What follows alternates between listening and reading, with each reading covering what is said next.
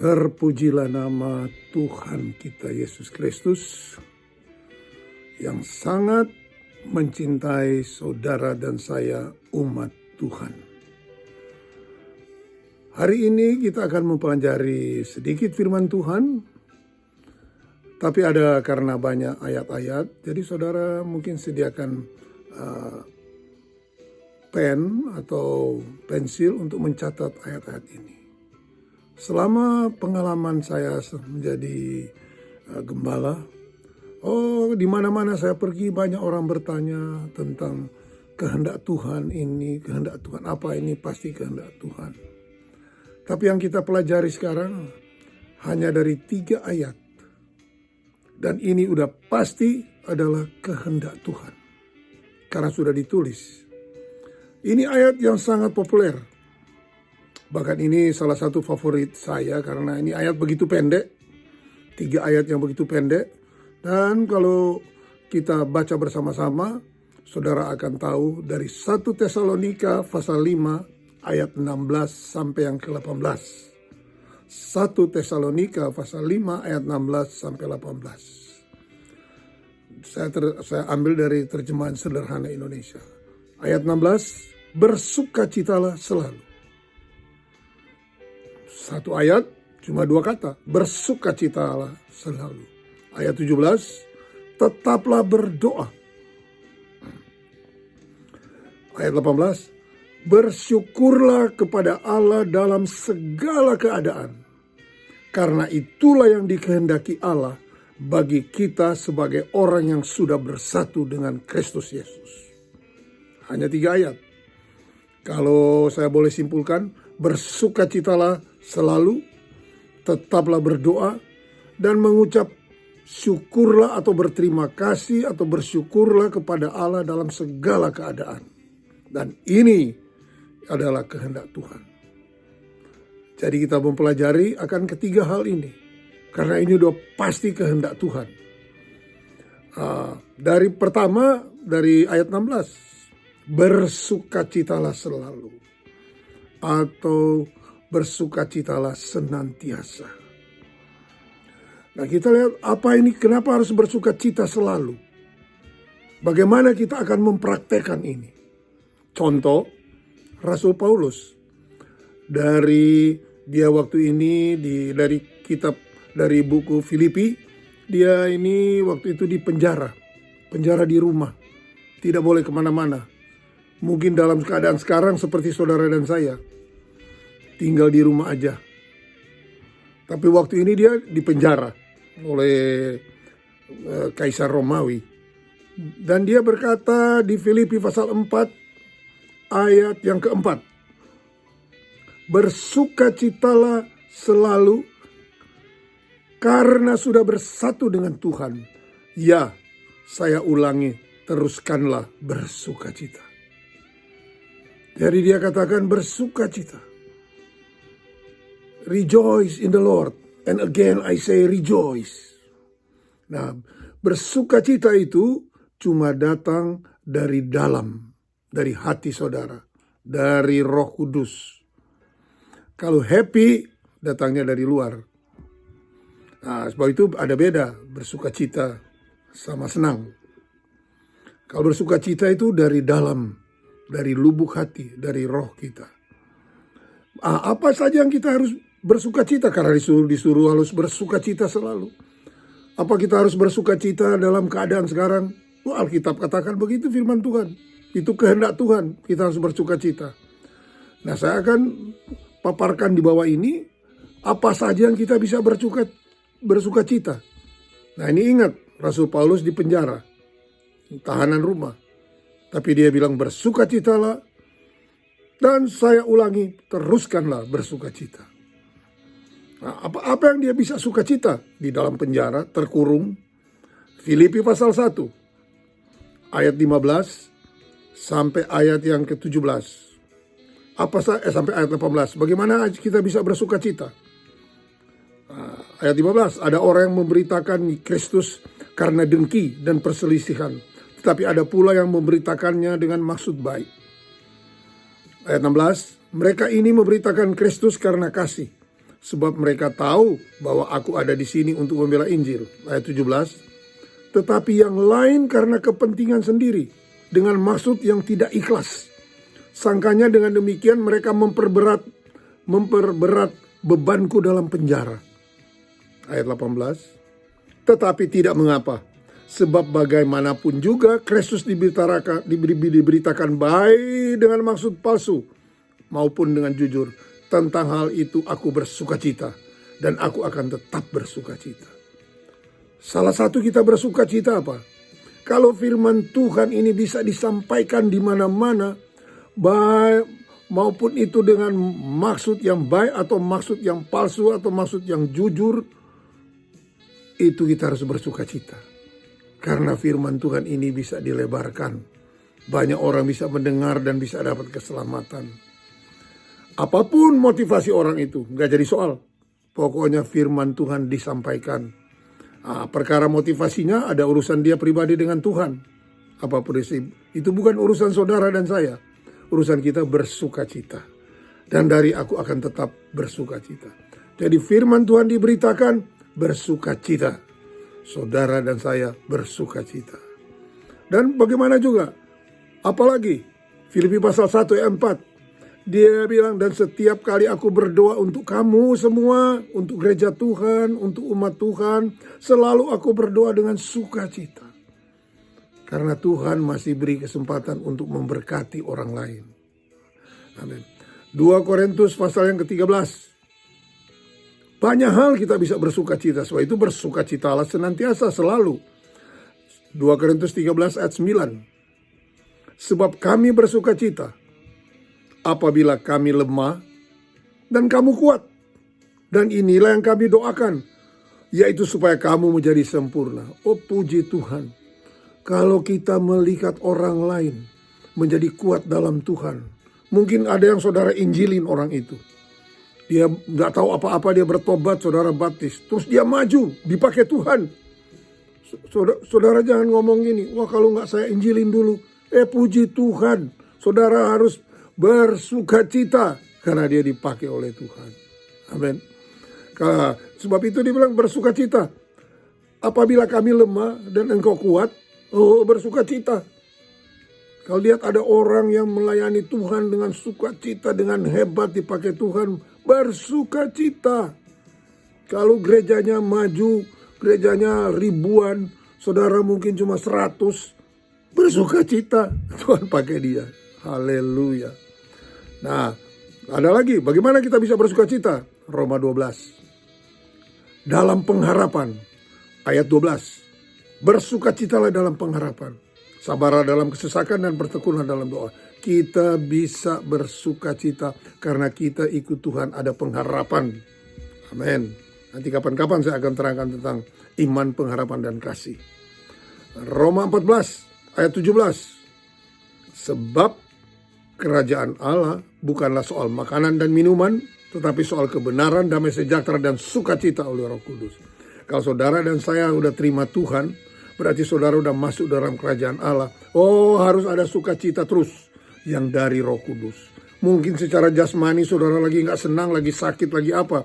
Tapi dari dalam harus ada sukacita oleh Roh Kudus. 1 Tesalonika 2 ayat 19. Sebab siapakah pengharapan kami atau sukacita kami atau mahkota kemegahan kami? Ini Rasul Paulus berkata. Di hadapan Yesus Tuhan kita pada waktu kedatangnya. Kalau bukan kamu. Wah haleluya. Saudara lihat gereja Tuhan bersukacita. Ayat 20. Sungguh kamulah kemuliaan kami dan sukacita kamu. Sukacita kami. Haleluya. Di mana-mana kita bisa lihat. Orang masuk gereja, orang ke gereja, sekarang gak bisa ke gereja, bersekutu di rumah. Oh haleluya, puji Tuhan, sukacita Tuhan. 2 Yohanes 1, 3 Yohanes 1, maaf, ayat 4. Hidup menurut firman Tuhan. Bagiku tidak ada sukacita yang lebih besar daripada mendengar bahwa anak-anakku hidup dalam kebenaran.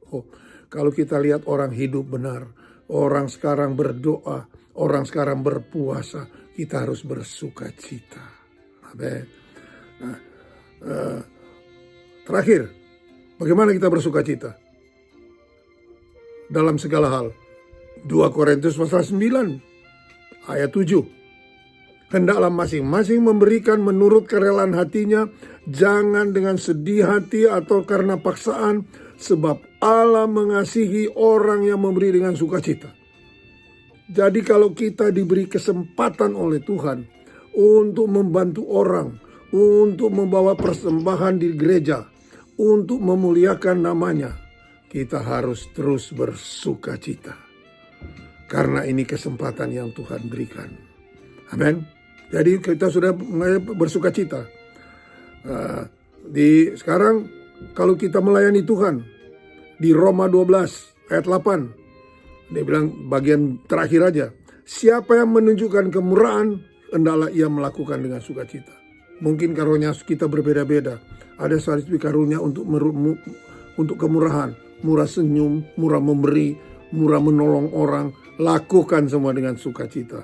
Bahkan di Nehemia 8 ayat 11 atau bahasa Inggrisnya ayat 10, dia bilang karena sukacita Tuhan itulah perlindungan kita atau kekuatan kita. Amin saudara. Jadi saudara, kehendak Tuhan untuk bersukacita di dalam segala hal. Kita masuk sekarang poin yang kedua. Tetaplah berdoa. Bagaimana supaya kita tetap berdoa? Doa itu komunikasi dengan Tuhan. Kalau dari The Passion Translation ayat 17 dari 1 Tesalonika 5 dikatakan, make your life a prayer. Membuat hidup saudara doa. Berhubungan terus dengan Tuhan. Atau berdoa senantiasa. Kalau di Amplified dikatakan, be unceasing and persistent in prayer. Yang tidak stop-stopnya dan terus-menerus berdoa. Contoh kita tidak lain yaitu Tuhan Yesus. Markus 1 ayat 35 dibilang pagi-pagi benar, waktu hari masih gelap, ia bangun dan pergi keluar, ia pergi ke tempat yang sunyi dan berdoa di sana. Pagi-pagi dia udah berdoa. Dia berhubungan terus dengan Bapanya di surga. Saudara tahu dari Yohanes 18, kenapa Yudas tahu Tuhan Yesus itu di Taman Getsemani? Karena Yohanes 18 ayat 1. Waktu Yesus selesai berdoa. Maksudnya apa dia berdoa selesai? Karena pasal 17 itu, satu pasal adalah doa Tuhan Yesus. Doa Tuhan Yesus untuk saudara dan saya. Dan doa itu pasti akan dijawab. Saudara baca sendiri apa doanya di sana. Salah satu untuk persatuan umat Tuhan. Untuk persatuan umat Tuhan dan gerejanya. Untuk persatuan umat Tuhan dan Tuhan Yesus. Baca aja di sana. Dia selesai berdoa. Apa yang dikatakan? Yohanes 18 ayat 1. Dia dengan kami murid-muridnya menyeberangi sungai kecil Kidron. Di situ adalah sebuah masuk ke Taman Zaitun. Ayat 2. Yudas yang menjual Yesus juga sudah tahu tempat itu karena Yesus sering berkumpul dengan kami di situ. Ini dari terjemahan sederhana Indonesia. Tuhan Yesus sering berkumpul. Jadi bukan cuma satu kali dia pergi Taman Getsemani. Itu Taman Getsemani hanya pemerasan minyak zaitun, diperas. Saudara tahu dia berdoa situ yang terakhir sampai titik darah dan lain-lain. Tapi dia sering ke situ. Suatu kebiasaan dia sering ke situ. Sebab itu Yudas tahu, wah ini bos lagi di sana nih. Kalau malam bos lagi di sana, lagi berdoa. Nah, Yohanes pasal 8. Contoh kita cuma Tuhan Yesus. Apa yang Tuhan Yesus firmankan dari Yohanes pasal 8? Dia bilang, banyak yang harus kukatakan dan kuhakimi tentang kamu. Akan tetapi dia yang mengutus aku adalah benar. Dan apa yang kudengar daripadanya, itu yang kukatakan kepada dunia.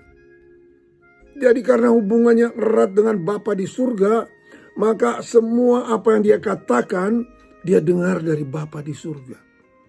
Dan bukan itu saja, ayat 38 dibilang, apa yang Yohanes 8:38, apa yang kulihat pada Bapa, itulah yang kukatakan. Jadi apa yang dia dengar dan dia lihat, itu yang dia kerjakan, itu yang dia katakan. So itu Tuhan Yesus gak pernah ngomong begini, demikianlah firman Tuhan. Karena semua dia ngomong itu udah firman Tuhan.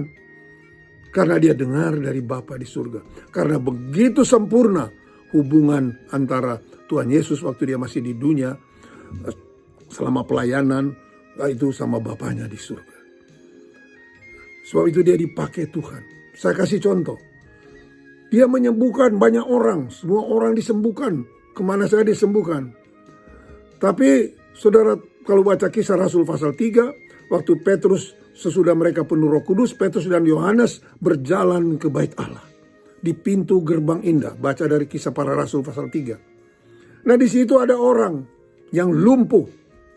Yang sudah 40 tahun lebih umurnya. Dan firman Tuhan katakan orang itu lumpuh sejak lahir.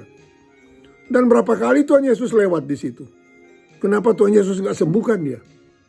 Tentu ini tafsiran saya. Bapa di surga bilang, jangan sembuhkan itu. Yang itu nanti buat Petrus dan Yohanes.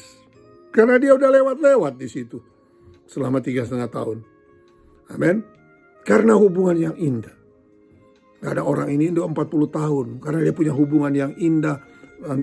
Tuhan Yesus dan Bapa di surga. Jadi apa yang dia ucapkan.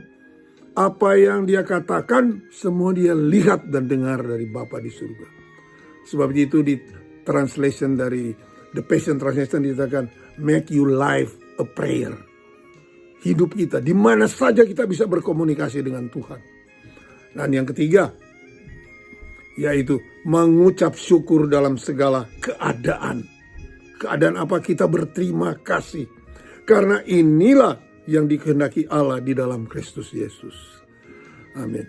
Di dalam segala situasi. Saya baca dari Amplify Bible. In every situation. Dalam segala situasi. No matter what is the circumstances.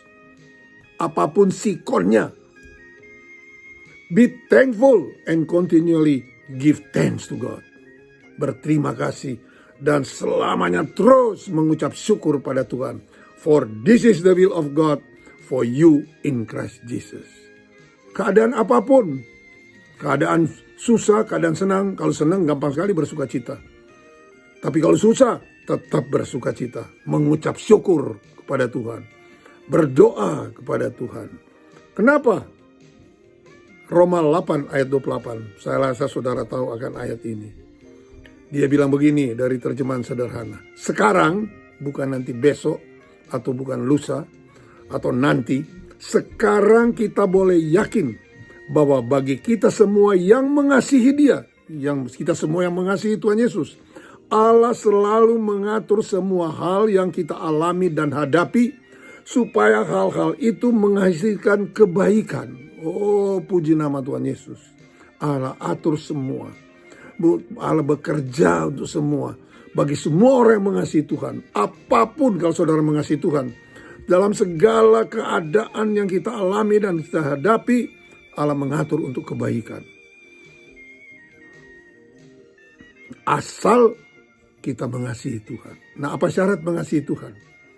Yohanes 14 ayat 21. Satu ayat yang sangat saya favorit.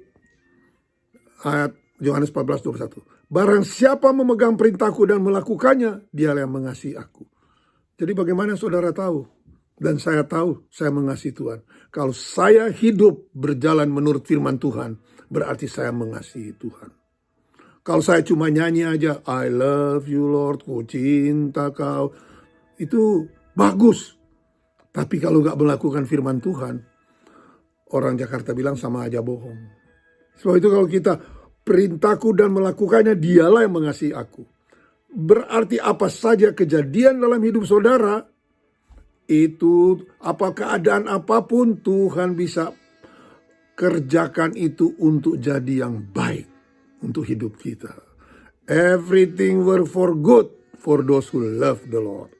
Nah di sini ayat 20 dan terus ayatnya. Dan barang siapa mengasihi aku yang melakukan firman Tuhan, ia akan dikasihi oleh Bapakku dan aku pun akan mengasihi dia. Oh, double kasih akan kita dapat. Tapi ayatnya belum berhenti di situ. Bagian akhir dia akan, dan aku akan menyatakan diriku kepadanya. Aku akan manifest myself kepada orang yang melakukan firman Tuhan. Karena kalau saudara melakukan firman Tuhan, berarti firman itu akan bersatu dengan hidup saudara. Ini yang namanya Immanuel. Allah menyatu dengan manusia. Karena firman itu menjadi bagian daripada hidup saudara. Ayat 22. dari Yohanes 14. Yudas yang bukan Iskariot berkata kepadanya, Tuhan, apakah sebabnya maka engkau hendak menyatakan dirimu kepada kami dan bukan kepada dunia? Jawab Yesus, jika seorang mengasihi aku, ia akan menuruti firmanku. Diulangi lagi. Dan Bapakku akan mengasihi dia dan kami akan datang kepadanya dan diam bersama-sama dengan dia. Puji Tuhan. Konklusi dari semua yang kita bicarakan. Apa kehendak Tuhan dalam hidup saudara dan hidup saya? Hari ini saudara udah hafal 3 ayat. Ayat 16 dan 1 Tesalonika 5. Bersukacitalah selalu. Berdoa senantiasa. Dan mengucap syukur dalam segala hal. Karena itulah kehendak Allah bagi kita di dalam Kristus Yesus. Haleluya. Saudara melakukan 3 hal ini, pasti kehendak Tuhan. Dan saudara akan diberkati oleh Tuhan kita. Tuhan Yesus memberkati saudara dan saya. Puji nama Tuhan Yesus. Haleluya. Amin.